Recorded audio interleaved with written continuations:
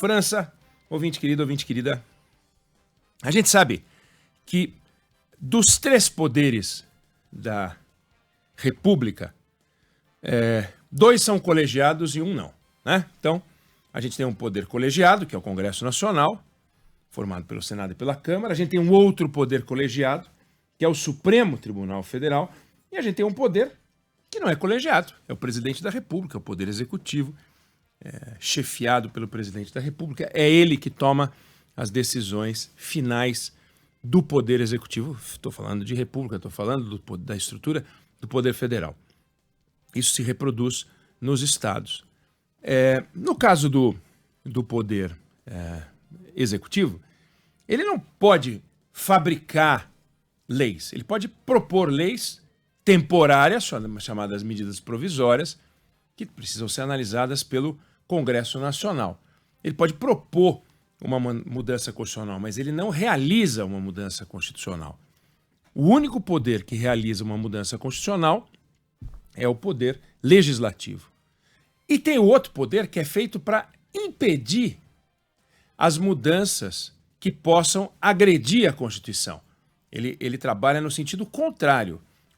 Que é o poder legislativo, está lá para mudar. O outro, que é o poder judiciário, no caso do Supremo Tribunal Federal, da análise da constitucionalidade das leis, está lá para manter, preservar. Aqui não vão mexer. Essa é a ideia. E ele tem que tentar preservar o espírito da Constituição, o que diz o texto constitucional, que muitas vezes é turvo, muitas vezes permite várias interpretações, mas esse é o papel do Supremo Tribunal Federal. Aqui não vem que não tem. E o Poder Judiciário, no caso do Supremo Tribunal Federal, também é um órgão colegiado. São 11 ministros que tomam uma decisão. Tanto que quando a gente fala o Supremo Tribunal Federal decidiu que, a gente está falando que a instância, topo do Poder Judiciário, a instituição chamada Supremo Tribunal Federal, formado pelos 11 ministros, resolveu por maioria. No mínimo, a maioria dos ministros que estava julgando. Tem 11, 6. Às vezes tem 10, porque está faltando 1, a maioria. E o Supremo Tribunal Federal, no entanto, a gente sabe, a gente acompanha, toma várias decisões por ministro. O ministro toma uma decisão. O ministro do Supremo Tribunal Federal toma uma decisão, as tais decisões monocráticas. São decisões monocráticas algo que a gente deve eliminar simplesmente? Não. Você tem a possibilidade de alguém ter um prejuízo muito grande porque foi, por exemplo, preso, corre risco de vida, foi preso indevidamente, você entra com um habeas corpus, um pedido de mandado de segurança e é importante que o ministro do Supremo Tribunal Federal tome uma decisão, não fique esperando o colegiado resolver, né? O colegiado vai resolver. É uma decisão monocrática e essas decisões monocráticas elas são importantes, porque elas estão em defesa, não do poder do ministro, mas em defesa do cidadão, em defesa da sociedade. Faz todo sentido que isso exista. Mas, de uma forma geral, o Supremo Tribunal Federal deve agir como colegiado. Então, a gente viu o Senado Federal tomar uma decisão ontem para organizar, e cabe ao Congresso Nacional tomar decisões para organizar, porque o Congresso Nacional, sim, é a casa das leis, é a casa da Constituição, tem que preservar a Constituição, não é feito para ficar mudando o tempo inteiro, mas tem o poder constitucional de fazer mudanças constitucionais, é a única casa que pode fazer as mudanças constitucionais, e está fazendo uma mudança constitucional que já foi aprovada no Senado e que vai agora para a Câmara dos Deputados, limitando essa capacidade de um ministro individualmente no Supremo Tribunal Federal resolver, por exemplo, decidir que uma determinada lei é inconstitucional. Ele individualmente não se tira pela decisão do Senado Federal, tomada ontem, claro, desde que vire uma emenda constitucional, foi uma PEC que foi votada.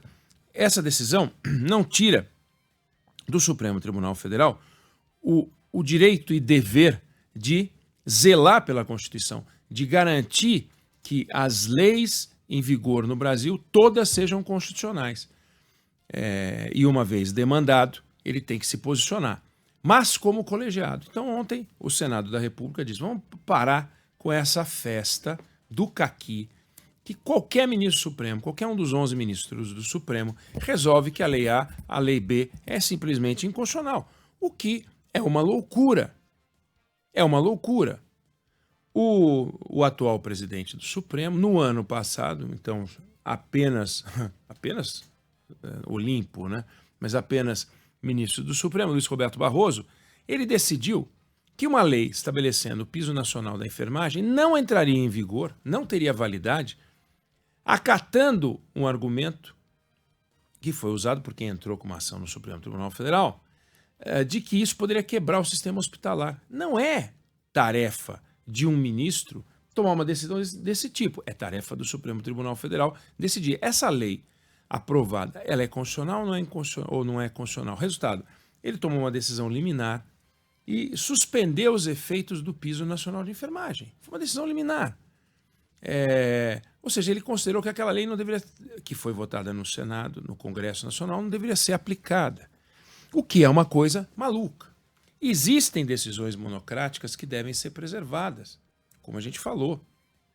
Quer dizer, uma lei que é considerada inconstitucional, no entanto, que acabou de ser aprovada, tem que passar pelo crivo do plenário. É isso que entendeu o Supremo, o Senado, ao aprovar essa PEC. Então, decisões monocráticas, a partir de agora, não cabem para definir se a eficácia das leis, não cabem para definir os atos normativos do Poder Executivo, os atos do Presidente da República, do Senado, do Presidente do Senado e do Presidente da Câmara. É uma limitação? Alguém vai dizer, mas isso é uma briga entre poderes. Não, é o Congresso Nacional exercendo o seu papel e definindo para o Supremo Tribunal Federal qual é o seu papel constitucional e garantindo a reserva constitucional dos outros poderes.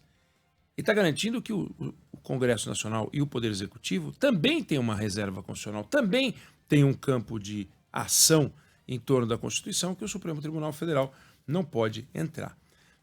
Há ainda, embora tenham feito essa limitação, há ainda uma discussão a ser feita, que ela é muito importante, que aí diz respeito ao ativismo do Supremo Tribunal Federal, que não tem a ver com isso.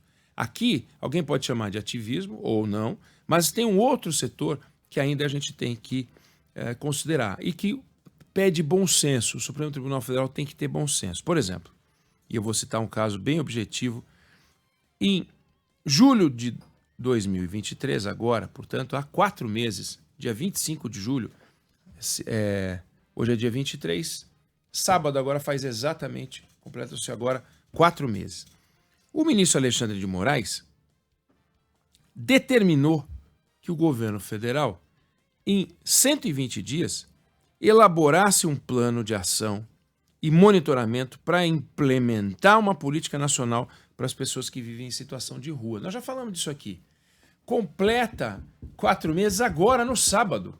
E o governo federal, portanto, até sábado, faltam 2 dias, hoje é quinta, sexta, sábado, ele tem que apresentar um plano nacional, Fábio, para os moradores de rua, por decisão do ministro Alexandre de Moraes. Isso é uma política pública.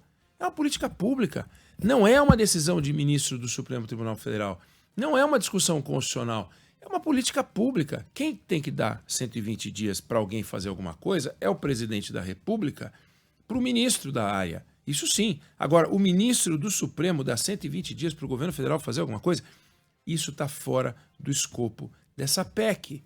Porque se o Congresso Nacional agora começar a legislar sobre o bom senso, nós estamos fritos. Então, o Senado e a Câmara seguramente vai fazer a mesma coisa, estabeleceram e vão estabelecer um limite para a ação do Supremo Tribunal Federal, o que já não era sem tempo. É importante.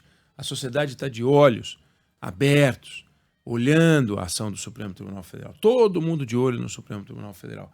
E é preciso, sim, tirar o poder individual, porque eles não conseguem agir de outra forma, a não ser sendo enquadrados. O que é importante, essa decisão vai ser tomada. Mas a gente vai precisar ainda do bom senso dos ministros do Supremo. Acabei de citar um exemplo. Vamos até entrar em contato com o governo federal para saber, porque está completando agora sábado 120 dias, é importante a gente saber. E afinal, saiu o plano que o ministro Alexandre de Moraes impôs, criando essa política nacional para as pessoas em situação de rua? Se não, é de se perguntar qual vai ser a consequência, porque o ministro Alexandre de Moraes deu até sábado. Vamos acompanhar. Eu não sei se você concorda, eu não sei se você discorda, mas essa é a opinião que eu tenho sobre o assunto.